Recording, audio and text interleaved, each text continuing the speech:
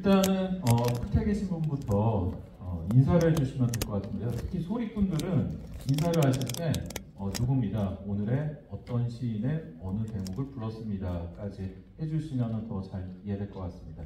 예.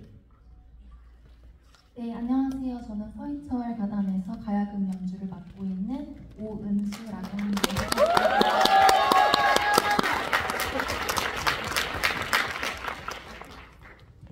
네, 안녕하세요. 윤동주의 별에는 밤을 맡은 소리꾼 김수인입니다. 반갑습니다. 네, 안녕하세요. 김영랑 시인의 모란이 피기까지는과 언덕에 바로 누워를 맡은 소리꾼 이성현입니다.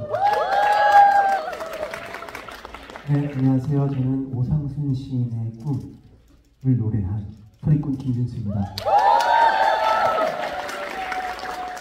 네, 안녕하세요. 저는 한용운 시인의 님의 침묵을 노래한 귀염둥이 소리꾼 유태환입니다. 그런 인사 멘트 내지해 주시면 앞에서 굉장히 불쾌한 네, 저는 김수영 시인의 폭포를 노래한 소리꾼 정보관입니다. 네, 안녕하세요. 저는 정지원 시인의 향수를 노래한 소리꾼 서의철입니다. 네, 안녕하세요. 저는 좀 많은데요. 초혼, 그다음에 김소원 시인의 초혼, 엄마야 누나야, 그다음에 진달래꽃, 그다음에 못 잊어를 소리한 소리꾼 최장신 소리꾼 정현입니다. 네, 네, 안녕하십니까. 저는 이 작품의 애본과 연출을 한 지기학입니다. 반갑습니다. 네, 이렇게 인사 들어봤고요. 여러분들께서 보내주신 질문지를 좀 바탕으로 질문들을 정리해서 먼저 질문을 드리겠습니다. 일단은 제목이 궁금하다. 님의 침묵이 님이 침묵한 까닭 중머리에 대하여 어떤 것을 뜻하고 있는지 먼저 연출님께서 말씀해 주시면 됩니다. 네, 일어나서 말씀드리겠습니다. 사실 작품의 플레임이 굉장히 길죠. 그래서 제가 기자간담회 때도 그런 얘기를 했는데 이 작품의 제목들을 하나하나씩 뜯어보면은 이 작품이 지향하고자 했던 지점이 나옵니다. 그래서 시를 읽고 난도, 손소리 이런 건 대략 관객분들이 이해하실 것 같습니다. 그 손소리라는 것은 우리 민요의 공연 형태죠. 앉은 좌창이 있고 서서 하는 입창 이렇게 볼 수 있고요. 그다음에 시를 읽다는 얘기는 시는 기본적으로 읽기 위해서 그리고 노래하기 위해서 쓰여진다는 기본적인 전제가 있다. 요즘 시들은 그렇지 않다고 여겨지는 것들도 있지만 기본적으로 그런 관점이 있는 거고. 그다음에 님이 침묵한 까닭 중머리에 대하여 요게 이제 가장 궁금하실 텐데요. 제가 우리 음악을 판소리 관련한 일들을 계속 해 오다 보니까 저는 그 장단 이름이 굉장히 궁금했었습니다. 근데 가운데 중자를 쓰거든요. 중머리라는 장단. 근데 머리냐 몰이냐 이런 논쟁들은 굉장히 많았었고 그걸 또 통일해야 된다는 그런 얘기까지 있었어요. 그래서 몰이로 통일을 한 걸로 제가 알고 있는데요. 기본적으로 저는 그거에 이렇게 조금 소수 의견일지 모르지만 동의하지는 않습니다.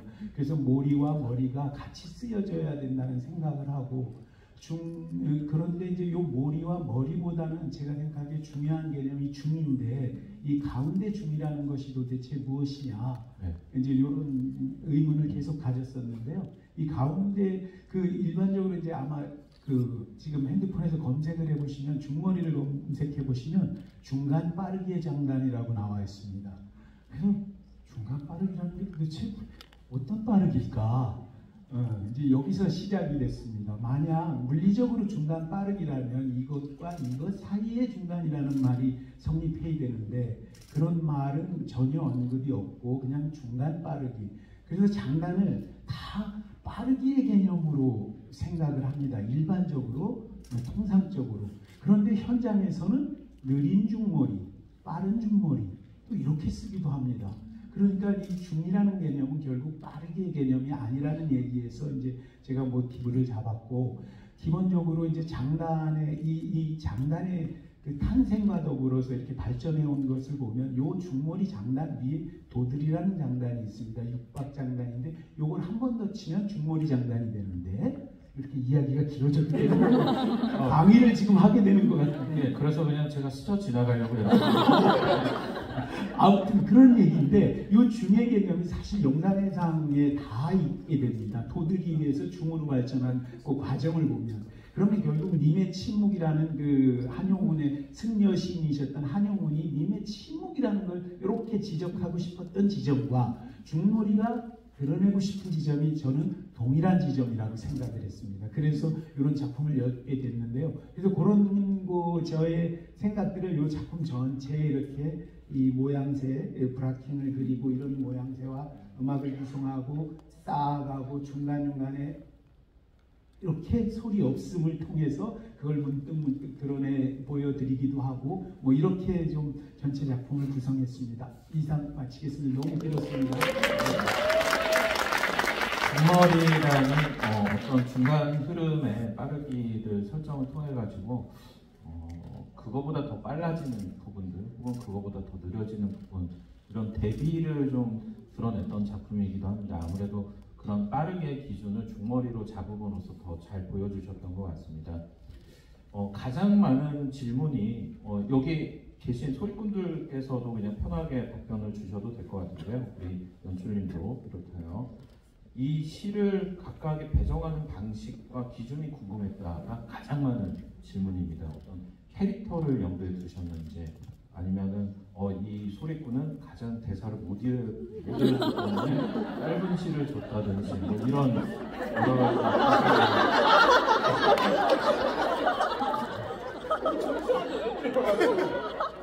네. 김준수 소장님이 제일 이렇게 좀 찔리십니까? 꼭 그런 건 아니고요. 네. 각자 얘기를 좀 해주시죠. 그리고 이런 질문도 가장 많습니다. 각자가 맡은 시를 노래하면서 사실은 이 시가 나한테 맞지 않다, 아니면 저 시가 더 부르고 싶다, 이런 것도 같이 말씀해 주시면 좋을 것 같습니다. 그러면 마이크를 들고 있는 김에 제가 먼저 얘기를 하겠습니다. 이 작품을 진행하면서 각자 원하는 시를 컨택을 하자라는 얘기가 나와서, 그래서 이제 열심히 인터넷을 뒤지며 여러 종류의 시를 읽어보다가 어떻게 이제 우연찮게 폭포라는 시를 읽게 되었는데, 개인적으로 너무 꽂힌 거죠. 그냥 꽂혀서 이 소리는 내가 노래로 만들어서 불러보고 싶다라는 생각에 이제 의철 씨에게 얘기를 했고, 근데 이게 그 저작권이었나요? 네, 저작권 문제 때문에 조금 이 의철가단 팀에서 그 저작권을 해결하기 위해서 굉장히 열심히 노력을 많이 해주셨죠. 제가 이제 열심히 나 이거 진짜 이걸로 노래하고 싶어 이렇게 얘기를 했더니 알겠다 해가지고 이제 대표의 능력을 보여주신 거죠. 네, 그래서 이제 감사하게도 김수영 시인의 폭포로 노래를 부를 수가 있었고, 굉장히 저한테는 제가 앵겼기 때문에 기분 좋게 불렀습니다. 네. 그러면 처음부터 시가 딱 정해진 게 아니고 각자가 하나하나를 끌고 들어온 거예요? 네. 그럼 또 이러한 기회에 또 소리꾼들이 시에 대해서 접할 수 있는 시간이기도 했던 것 같네요. 또 다른 분. 네. 우리 아까 논란의 중심에 섰던 소리꾼은 왜? 이게 오해의 소지가 있는데, 김준수 씨가 가사를 못 외우고 그게 아니고, 사실 저희들 중에 가장 그 소리꾼들에게 익숙한 그 시를 임명을 받았습니다. 그래서 사실 육자백의 흥타령에 원래 소리꾼들이 불렀던, 그래서 준수 씨가 굉장히 그 원래 익숙하던 멜로디가 있으니까 그것 때문에 굉장히 헷갈려를 했었거든요. 그래서 저희가 이제 웃었던 거고, 준수 씨가 가사를 못 외운다기보다는 약간 몰아가신 것 같아요. 제가 웃음으로써 인해서 우리 준수 씨의 이미지가 굉장히 많이 하락할 것 같아서 제가 미리 그렇게 말씀을 드립니다. 그러면은 제가 이제 그 작품을 보니까 여기에서는 질문지가 연출님한테 작가분한테 이 시를 선별한 기준이 궁금하다라고 했는데 알고 보니까 소리꾼들이 하나씩 끌고 들어왔던 그런 구성. 네. 기본적으로 저기 우리 시죠. 누구냐 정복원 소리꾼은 철저히 저 시를 해보겠다고 주장을 했고, 나머지 저기 소리꾼들은 뭐 대략 제가 이제 명시들, 그리고 저기 근현대의 가장 대표적인 시인들이 이런 부분들이 있는데, 내가 작품을 구성하기 위해서는 한영훈 시인은 꼭 필요하고 나머지 시들은 이런 시인들이 있는데 어떻게 하겠느냐 해서 선택들을 하게 된 거고요. 네. 그 다음에 요번에 저도 알게 됐는데, 저도 사실 꾸미로다 우리 흥타령 너무 많이 국악 매니아께서는 많이 들어보셨을 텐데, 이게 저도 전통 사설인 줄 알고 있었어요. 그런데 요번에 요거를 저기 제작하면서 이게 공초 오상순 시인의 꿈이라는 시라는 걸 알게 됐어요. 그래서 사실은 김준수 소리꾼을 맨 마지막에 배치를 하고 꿈을 계속 노래하는 것은 사실 이 중몰이라는 그 중개념과 또 님이 침묵한 까닭과 사실 저는 또 같은 지점이라고 생각했어요. 이게 지금 얘기하는 거는 뭐 제가 불교를 믿고 안 믿고의 문제가 아니라 불교 철학에서 이렇게 근간을 가져온 것이기 때문에, 우리 그 가장 풍류음악의 대표작이 영산해상인데, 그 영산해상이 사실은 불교적인 가치 철학을 드러내는 음악이잖아요, 기본적으로. 그래서 그 맥을 맨 뒤에 계속 거기 너도 나도 꿈속이라고 얘기하듯이 그 꿈을 계속 얘기하면서 결국은 그게 사실 금강경인가 거기 영몽환포령이라는 말이 나와요. 그래서 꿈 같고 환상 같고 물거품 같고 그림자 같다 뭐 이런 얘기가 나오는데, 삶이라는 것이 그것과 맞닿아 있다고 생각했고, 그래서 계속 이건 꿈이야를 얘기하면서 사실은 여기 유태평양 소리꾼이 하는 얘기와 거의 맞닿은 얘기를 지금 하고 있는, 그래서 맨 마지막에 배치하고 이렇습니다. 그러면은 그 각자가 어떻게 보면은 낭송을 하면서 그 시와 더 친밀해지고, 어떻게 보면은 이 무대를 통해서 우리가 잊고 있던 근현대 문학 속의 시들도 다시 한번 이렇게 소리꽃으로 피는 시간도 맞아볼 수 있었는데요. 각자가 맡았던 시를 이렇게 울고 노래하고 거기에 맞춰서 음률을 덧대고 하면서 좀 어떻게 느끼셨는지 간단하게 한 분씩 쭉 돌아가시면서 말씀해 주시면 좋을 것 같습니다. 우리 먼저 정윤영 씨부터 가장 많은 시를 하셨다고, 초혼, 엄마야 누나야, 못 잊어, 진달래꽃, 김수월의 시입니다. 제가 사실 김소월의 시를 좋아해가지고 김소월을 한다는데 이렇게 많이 할 줄은 몰랐는데요. 처음에 김소월 시인의 시를 접했을 때가 초등학교 때였어요. 근데 그러니까 제가 책으로 접한 건 아니고 마의 진달래꽃으로 한번 접했는데, 그때 이제 그 시를 보면서 이 시가 되게 감명 깊더라고요, 저한테. 나보기가 역경 가실 때에는 말없이 고이본에도 정말 이럴 수가 있나 사람이 약간 싶을 정도로 너무 쿨하고, 약간 한마디로 지금 MBTI로 말하자면 T에 가까운 사람인 것 같아서, 정말 이런 시들을 읽으면서 제가 이거를 잘 녹여낼 수 있을까 싶다가도 다시 한번 초혼도 읽고 문희조도 읽고 그러면서 김소월 시인이 이런 성격을 띈 사람이었구나 라는 거를 알 수 있었고, 그 시들의 공통점이 다 드러나서 저는 잘 녹여냈다고 생각하는데, 잘 녹여냈을까요? 네, 감사합니다. 네, 이거 시를 이제 정할 때쯤 저희 이제 국민서 프로듀서님께서 추석쯤이었던 것 같아요. 시를 조금 이렇게 선별을 하셔서 저희한테 그 단체 톡방에 올려주셨어요. 선착순으로 모집합니다. 1번으로 김소월을 가져갔어요. 네, 제가 사실 김소월을 하고 싶었거든요. 작년에 그 김소월이라는 뮤지컬 하면서 너무 김소월 역을 맡으면서 좀 감명 깊은 게 많아서 김소월 하고 싶었는데, 윤영식 이제 뺏기고 다음 것들을 이렇게 살펴봤는데, 제가 옛날에 광주에서 그 은수 씨랑 함께 성악가 선생님과 향수라는 노래를 부른 적이 있어요. 넓은 벌동쪽 끝으로. 근데 이거가 너무 노래가 어려운 거예요. 그래서 참 고역이었던 기억이 나면서 그럼 이거를 내 입맛에 맞게 한번 불러보겠다라는 각오를 가지고 이제 향수를 선택하게 됐는데, 평양 우리 작창가님께서 너 시 정말 소리 붙이기 어려워 이렇게 말씀을 해주시더라고요. 근데 저도 마찬가지였습니다. 저도 작창하면서 제 시가 제일 마음에 안 들었던 것 같습니다. 여기까지 하겠습니다. 네.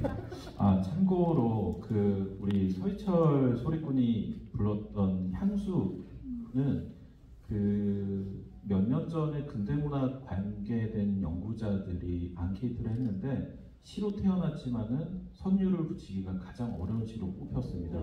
하지만은 1983년에 이동수와 성악가 넓은 벌동쪽 끝으로 했을 때 가장 아름다운 선율로 태어났던 시여서 의외의 그런 모순성이 있었다라는 그런 것도 있었습니다. 네, 우리 서희철 씨 이야기 들어봤고요. 예, 그다음에 정보원 씨 아까 말씀해 주셨고 유태평양 씨, 네, 님의 침묵. 네. 저는 이제 약간 제가 이렇게 골랐다기보단 지정을 받았던 사례인데요. 사실 이 님의 침묵이라는 시는 워낙 유명한 시고 옛날부터 많이 접했었던 시입니다. 근데 어렸을 때 문학 시간 때 배웠을 때 느꼈던 정말 아무런 감정 없이 읽었던 그 시였는데 거의 15년 가까이 20년 가까이 시간이 지나고 나서 이 시를 다시 보니까 좀 되게 많은 감정들이 샘솟아 오르더라고요. 매일매일 이 시를 이제 노래를 붙이면서 매번 다른 멜로디를 붙여보고 하면서 다른 감정들을 매일 느끼면서 했던 것 같습니다. 어떨 때는 어떤 첫사랑의 느낌도 생각이 났고 어떨 때는 돌아가신 아버지가 생각이 나기도 했고 또 어떨 때는 정말 다양한 사람들이 생각이 나기도 하고 어떨 때는 어떤 제가 추억을 간직했던 물건이 생각이 나기도 하고 그래서 이 시 하나가 이렇게 다양한 감정을 주는구나 그런 걸 느끼면서 재밌게 작업을 했던 것 같습니다. 네. 네, 또 시 하나로 여러 본인의 기억과 시간을 반추해봤던 것 같습니다. 네, 우리 오상순의 꿈 했던 우리 김준수 씨. 네, 저도 사실 이 꿈이라는 주제를 서희철 대표님께서 꿈을 하시면 됩니다라고 해서 저는 이제 우리 소리꾼들이 가장 익숙한 가사들을 노래하기 때문에 저 역시도 너무 좋다라고 얘기를 했었는데 원래 아는 게 독이었나 봐요. 계속 꿈꿈 제가 거리지만 알고 있었던 흥타령의 가사 그리고 또 육자벽이 자신 육자벽에서 계속 꿈타령 얘기를 하는데 계속 같은 멜로디를 맴돌고 오히려 알고 있었던 멜로디에서 많이 헷갈리는 부분들이 많았습니다. 그럼에도 불구하고 사실 꿈을 계속 노래하는 거에 있어서 우리 인생의 어떤 허무함도 있지만 계속 우리 인간은 계속 꿈을 꾸고 있잖아요. 그 꿈속에서의 저의 어떤 이 노래를 부를 때 저의 꿈도 담아보고 여러 사람들의 꿈을 담아보기도 하고 그러면서 무대 위에서 노래할 때에 늘 다른 꿈을 꿨던 것 같습니다. 그 정도로 저에게는 이 공연을 준비하는 내내 행복한 시간이었다고 말씀드리고 싶습니다.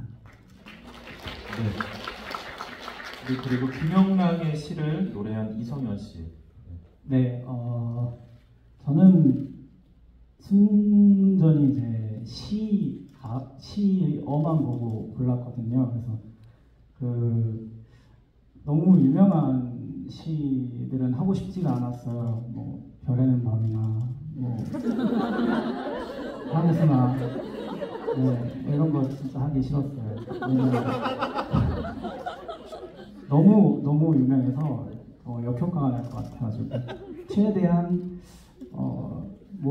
덜 유명하면서 저의 이 안에 담겨 있는 한과 서름과 어떤 말로 표현하지 못하는 그 감정을 표현할 수 있는 시를 골랐거든요. 그리고 시가 너무 좋았던 것도 있지만 이 작창가님 두 분께서 네, 정말 처음에 서희철 작창가님 이제 작창해 주시고 이제 이태평양 작창가님께서 이제 그 약간 뭐라고 그래야 되죠? 이거 리메이크라고 해야 되나요?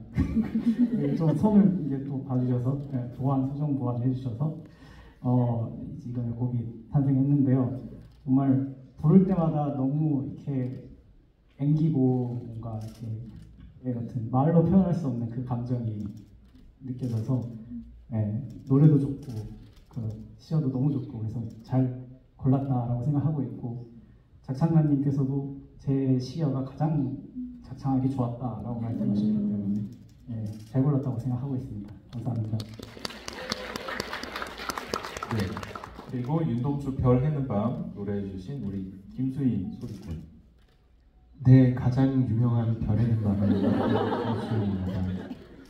저 역시도 이 별에는 밤 시 자체가 소리 붙이기가 너무 힘들다고 매번 이 서희철 이태평양 작창가가 맨날 얘기를 했었는데 사실 제가 책을 많이 읽는 사람은 아닌데 그 여행 가면은 조그만한 책들 있잖아요. 그때 이제 가지고 갔던 게 윤동주 시인의 시집 하늘과 바람과 별과 시라는 그걸 이렇게 갖고 가서 보고 그랬었는데 제가 유일하게 다 읽어본 시집이 윤동주의 시집이었고 또 그 중에서 가장 뭔가 너무 청초하다, 너무 아름답다, 정말 많은 생각을 할 수 있게 해줬던 시가 별에는 밤이었고 그 별에는 밤에 많이 빠져 있어서 동주라는 영화를 굉장히 많이 봤었고 그 강하늘 씨랑 박정민 씨 주인공으로 된 꼭 보세요. 진짜 그 영화 좋거든요. 그래서 이거를 또 소리로 한번 불러보니까 매번 느낌이 색달랐던 것 같아요. 이렇게 뭔가 소리와는 조금은 안 어울리는 시어들이 많다고 저는 생각을 하거든요. 근데 이게 또 전통의 색채를 입고 전통의 옷을 입으니까 너무 아름다운 하나의 육자백이고 그리고 또 개구리 타령 삼삼발랄이 되는 걸 보고 시와 또 그리고 또 이 글이 주는 힘이 굉장히 크구나라는 걸 많이 느꼈습니다. 그래서 정말 너무 좋은 경험이었고 저때 이 시 때문에 우리 두 작창가님이 굉장히 고생이 많으셨지만 그 고생만큼 좋은 곡이 나온 것 같아서 정말 한 3일 내내 정말 뿌듯한 공연이었지 않나 싶습니다. 감사합니다. 네. 진짜 저는 대본집을 읽으면서 공연을 봤는데 판소리의 어감이라든지 이 곡조의 느낌하고는 조금 안 맞는 듯한 그런 현대어들도 굉장히 많았는데 오늘은 그런 거리낌은 없었던 것 같아요. 그만큼 이제 많은 노력을 해주신 것 같고요. 그리고 여러분들이 오늘 보신 공연은 서희철 가단, 서희철님께서 이끌고 계시는 서희철 가단이 만든 공연인데 가단이라고 한다면 이제 노래 가짜를 쓰고 노래와 함께하는 악사들의 어떤 앙상블이라 볼 수가 있겠는데요. 오늘 연주하시는 모습을 보셔서 아시겠지만 악사들마다 악보가 없습니다. 그 현장에서의 분위기라든지 아니면 소리꾼의 어떤 음악적인 상태 이런 것들과 맞물려서 여러 음악들을 만들었는데요. 사실은 이 음악들을 만들기까지의 여러 이 대본들을 보면은 어떠한 음악을 하라고는 우리 직위한 연출의 어떤 그 명령밖에 없는데요. 그 명령도 이런 식입니다. 다시 근본 본 맑을 청 혹은 들릴 청 근본 자리에 울림이 들리던지 맑을 청 더럽혀지지 않는 근본 자리를 일별하던지 드러나면 서서히 소리들이 사라진다. 이게 뭔 말이에요? 이거를 악사들한테 주고 음악을 만들라고 하셨던 거예요? 그런 점에 있어서 우리 오늘 가야금을 연주하고 음악을 만든 오은수 연주자한테도 좀 질문을 드려봐야 될 것 같은데 서희철 가단 하면은 그 음악을 민속 음악 풍으로 새로 만들잖아요. 좀 요번에 작업하시면서 좀 어떤 느낌이 드셨는지 그리고 아까도 보니까 악기와 소리꾼마다 좀 이렇게 듀엣이라고 해야 될까요? 서로 맞물리는 그런 악기들이 있었는데 좀 어떤 그 과정을 거치셨는지 궁금합니다. 사실 서희철 가단은 전통을 기반으로 활동하고 있는 팀인데요. 말씀하셨다시피 악보가 저희는 없습니다. 그래서 모든 음악을 의철 씨의 소리에 맞춰서 수성 반주로 진행을 하곤 하는데요. 이번 공연을 준비하면서 새로운 육자배기의 수성 반주라는 주제를 가지고 저희도 다양한 시도를 했던 것 같습니다. 네, 수성 반주라는 약간 즉흥 반주 같은 그런 뜻으로 이해하시면 됩니다. 네, 그래서 한 소리꾼마다 어울리는 그 음악의 스타일을 찾기 위해서 저희 서희철 가단 팀원들과 함께 밤새면서 연구하고 고민했는데요. 그 결과가 잘 나온 것 같고 정말 최고의 소리꾼들과 함께 공연할 수 있어서 굉장히 뿌듯하고 좋은 공연이었던 것 같습니다. 감사합니다. 너무 감사해요. 너무 형식적이어서 분위기가 따뜻해졌는데 제가 맘대로 질문 드릴게요. 아, 다음부터 이 소리꾼하고는 하지 말아야 되겠다. 근데 제가 할 말이 있는 게 네. 이철 씨가 굉장히 노래를 많이 바꿨어요. 연습을 하면서. 사실 이 3일 공연을 다 오신 분들은 아시겠지만 계속 다르게 부르시거든요. 이철 씨가. 심지어 서희철 가다님에도 네, 맞습니다. 그래서 저는 항상 테스트를 받는 기분으로 무대에 올랐습니다. 네. 다음부터 잘 좀 부탁드립니다. 사실 이 소리꾼들의 음악이라는 것은 약간 좀 지금은 이렇게 배우고 뭔가 규격화되어 있고 정리되어 있는데 과거의 소리꾼들의 이야기를 들어보면 이제 그때마다 다른 어떤 즉흥적인 그런 요소들이 참 많았다고 합니다. 무대에 대해서도 좀 질문이 많은데요.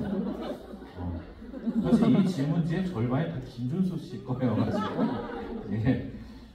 앞서 이거를 많이 질문해 주셨더라고요.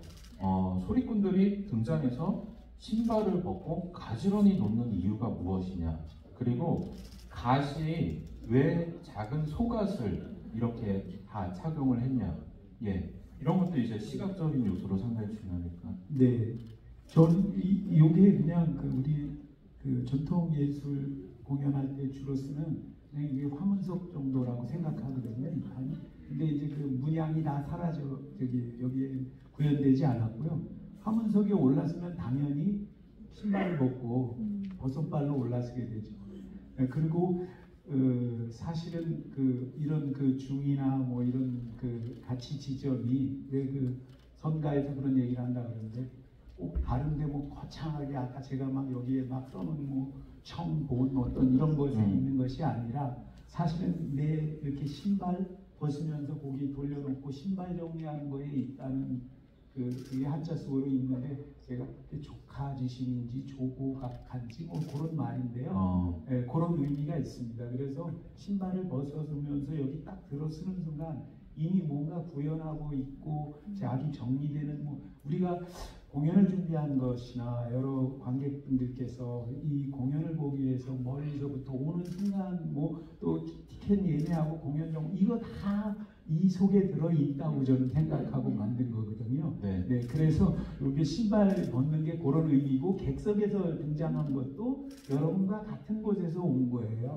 네, 그런데 여기 잠깐 요 순간 우리 이렇게 같이 연이 돼서 여기서 신나게 한판 놀아보는 거 이렇게 생각한 거예요. 그 다음에 속앗은 이게 원래 1930년대 요때까지도 소리꾼들이 다 쓰던 전통 의상이에요. 확실하게 전통 의상입니다. 지금 대갓에 큰 도포자락 있는 거는 아주 얼마 되지 않습니다. 실제로. 그래서 예전 혹시 한번 검색해 보시면 이동백 선생이나 송만갑 선생 이런 분들 검색해 보시면 다 속앗입니다. 그런데 이분들이 대갓을 썼으면 이 조명빛 때문에 얼굴이 다 그늘져 보여요. 네. 그래서 이렇게 속앗을 쓰면 얼굴도 잘 드러나서 소리꾼의 표정 보는 게 또 중요한 뭐가 아닙니까? 이거 표정 안 보고 노래 듣는다고 생각해 보세요. 그래서 저는 소리꾼의 의상이 사실 이래야 된다고 생각하는 사람. 근데 요번에 또 의상도 내가 죄송합니다. 미안. 의철 잡놈이야. 내가 이렇게 얘기하는데 그게 뭐냐면 사실 이 소리꾼들이 재주들이 한두 가지가 아니에요. 가지고 있는 재주들이 이렇게 낱낱이 살펴보면. 그런데 서희철 또 의상이 굉장히 관심이 많습니다. 그래서 사실 이 핏을 만들기 위해서 내가 굉장히 많은 요청을 했는데 우리 유태평양 의상 같은 경우 3번을 바꿨어요. 네. 왜 안 맞아서? 그 오해의 소지가 있는 거예요. 안 맞아서는 아니고요. 네, 아무튼 그래서 요 아주 그 적절한 예스러운 너무 지금 다 불려지고 막 나들고 이만하잖아요, 의사들이. 그런 것들 아주 그런데 이렇게 해놓으니까 제가 생각하기에는 훨씬 현대적인 느낌도 나고 오히려 이 시대에 뭔가 잘 이 키들도 코 그래서 잘 네. 정리된 뭐 코트나 이런 거 입은 것 같기도 하고. 그러니까요. 저는 그래 보여서 소리꾼들의 의상 이래야 된다고 생각하는 사람입니다. 그래서 그리고 여기 김수인 씨 이렇게 나와 있는데 이거 다 받으셨어요? 네. 이게 다 소리꾼들마다 다르게 이렇게 되어 있는데 사실은 이게 이렇게 뭔가 일부러 설정한 게 아니고 과거의 조선 시대의 소리꾼들을 일종의 이렇게 사진을 찍었습니다. 그래서 여기 그 족자라고 보이죠? 여기에는 소리꾼 이름과 언제 태어났고 어떤 양력들을 이렇게 쭉 적어놓고 사진을 촬영할 때 옆에 세워놓고 이 소리꾼은 어떤 소리에 능하다라는 것들을 늘 그렇게 기록을 했습니다. 그래서 과거에 뭐 이동백이라든지 관극시라 그래가지고 그 어떤 부자인 분이 뭐 이걸 이렇게 투자를 해서 이런 사진을 남겼다고 뭐 순천 쪽인가 뭐 이런 데가 있는데 네네. 그런 것도 있습니다. 그리고 이 질문도 상당히 많아서 이거 질문 안 하면 저 큰일 날 것 같습니다. 김준수 씨한테 하는 질문인데 춤선이 너무 예쁩니다. 어디서 배우셨나요? 어디서 배우셨는지 그 출처를 알고 싶으신 것 같은데. 출처가 없는 춤이거든요. 그럼 독학이라고 하잖아요. 네? 독학으로? 아니 이제 제가 창극 배우로도 활동하면서 작품 안에서 여러 가지 안무들을 습득하고 익히면서 나오는 여러 가지 몸짓들을 그냥 경험치로서 그냥 무대 위에서 항상 왜요? 사실 무용을 막 제대로 배운 사람은 아니고 사실 무용을 제대로 배운 사람은 수인 씨죠. 네. 그래서 저는 선생님 말씀하신 네. 이거는 내가 좋은 의미로 한 거야. 오해 없습니다. 알겠습니다. 그렇죠. 그러면은 뭐 여러분들께서 주신 질문들이 다 된 것 같습니다. 혹시 내가 이 기회에 나는 진짜 이 질문 해야 되겠다 하시는 분 한 분만 한번 네,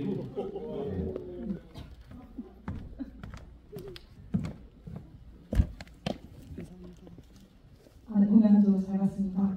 작상하신 두 분께 여쭤보고 싶은데 각 소리꾼이 다 성응이 특색이 다르고 개성이 달라서 이런 부분을 어떻게 고려해서 작상을 하셨는지가 궁금했습니다.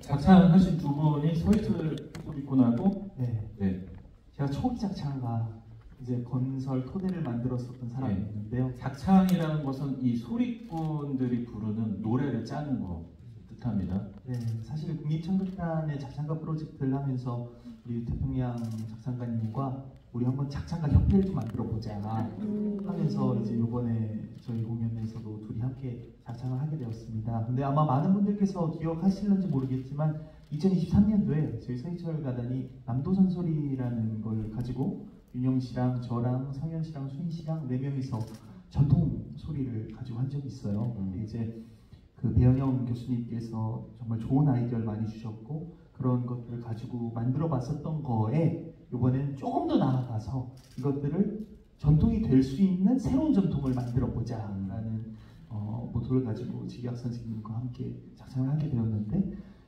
김수현 선생님께 하루는 찾아갔더니 그 공초 선생님 시도 그렇고 다양한 시들을 그냥 본인이 서예 전시회 갔다가 좋아가지고 그냥 붙여봤는데 그게 사람들이 전통인 줄 알더라 이렇게 말씀하신 걸 들었어요. 그러다 보니까 거기서 조금 더 확신을 얻었던 것 같습니다. 그래서 우리 7분의 시를 딱 받고 이분들이 제일 잘 쓰는 뭐 예를 들어 굳이 스타일을 하면 윤영 씨 같은 경우는 좀 그런 고체 스타일에 이렇게 딱 차고 나가는 그런 느낌. 그다음 우리 보건 형님 같은 경우는 제가 항상 방어회 같다고 하거든요. 겨울 대방어 먹는 느낌의 비싸요? 비싸요. 그 기름진. 네. 그다음 우리 평양은 정말 남녀노소 불문하고 다 좋아하는 그 소리성만. 그리고 우리 준수님 같은 경우는 정말 그 까랑까랑하면서 호소력 있는 그런 맛. 그다음 우리 성현님은 너무 가지고 싶은 저 목성음이 있어요. 정말 누구도 따라올 수 없는 그런 목성음. 그다음 우리 수인 씨 같은 경우는 왜 막 만지작거리세요? 네, 우리 수인 씨 같은 경우는 또 어릴 때부터 저랑 사실 나이가 동갑인데 제가 형이라고 부르면서 되게 다른 형이거든요. 많은 거를 저한테 또 가르쳐주는 형이어서 그런 것들을 염두하면서 짜다 보니 이렇게 그냥 자연스럽게 짜졌는데 이걸 이제 평양님께 제가 리모델링 의뢰를 맡긴 거죠.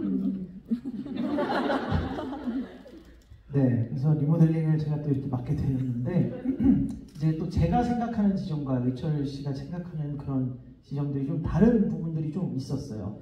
근데 이제 공통적인 생각은 최대한 이 전통 남도 소리를 우리가 부르다가 오늘 여기서 공연했던 노래들을 살짝 끼워서 불러도 전혀 어색하지 않게끔 하는 게 우리의 첫 번째 목표다라는 거는 같은 의견이었습니다.